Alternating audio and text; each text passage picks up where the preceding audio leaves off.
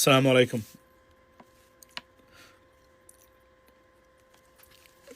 আপনারা জানেন যে ওসমান হাদির উপর আক্রমণের পর গোটা বাংলাদেশ কাঁদছে।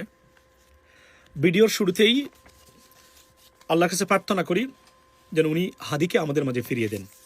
হাদি ভাই ফিরে আসেন, কারণ আপনিই আগামীর বাংলাদেশ। আপনারা বিহীন বাংলাদেশ সত্যিকার অর্থেই অস্তিত্বহীন।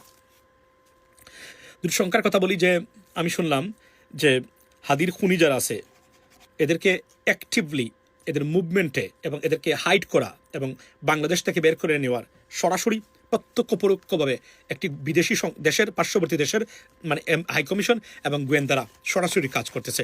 আমি সরকারকে অনুরোধ জানাচ্ছি, আপনারা এই সংস্থার হাইকমিশনের চতুর্দিকে সিসিটিভি ক্যামেরা এবং তাদের যারা যারা আছে এদের মুভমেন্টটাকে ট্র্যাক করুন।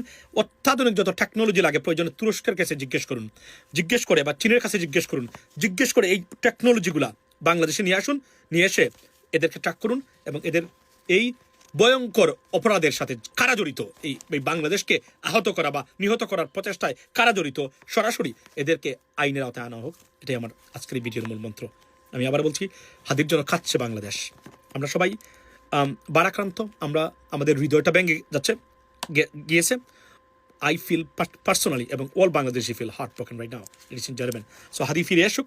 আর রাজনৈতিক মেরুকরণের কথা এটাই বলছি যে তাদেরকে সরাসরি তত্ত্বাবধান করতেছে বিদেশি একটা দেশের গোয়েন্দা সংস্থা এবং তাদের হাইকমিশন। এখানে অনতিবিলম্বে সকালের অতি তৎপরতা আমরা দেখতে চাই। 48 ঘন্টা মানে যেন পেরিয়ে না যায় হাদির এই খুনিদের গ্রেপ্তার করতে, সেটা আমরা সরকারের কাছে দাবি জানাচ্ছি। আর আরও একটি দাবি জানাচ্ছি সরকারকে, আগামী 2 মাস ইলেকশন পর্যন্ত বাংলাদেশকে স্থিতিশীল রাখতে গেলে আপনারা প্রয়োজনে আপনাদের উপদেষ্টা পরিষদে কিছু এডিশন করুন, রিশাফল করুন। এর বাহিরে আমি দেখতেছি না অন্তকে। আর ব্যাড নিউজ যেটা মানে আওয়ামী লীগের জন্য, সেটা হচ্ছে হাদিকে হত্যা চেষ্টার মাধ্যমেই আপনারা কখনো ফিরতে পারবেন না। যদি ফিরতেই পারতেন তাহলে এত মানুষকে হত্যা করেছিলেন আপনারা বিগত 17 বছরে, আর এই 36 জুড়ে থাকতে পারতেন। বরং এটা আপনাদের অস্তিত্বহীনতাকে আরও অস্তিত্বহীন করে দিবে। সেটাই প্রমাণ হবে বাংলাদেশের আগামীতে।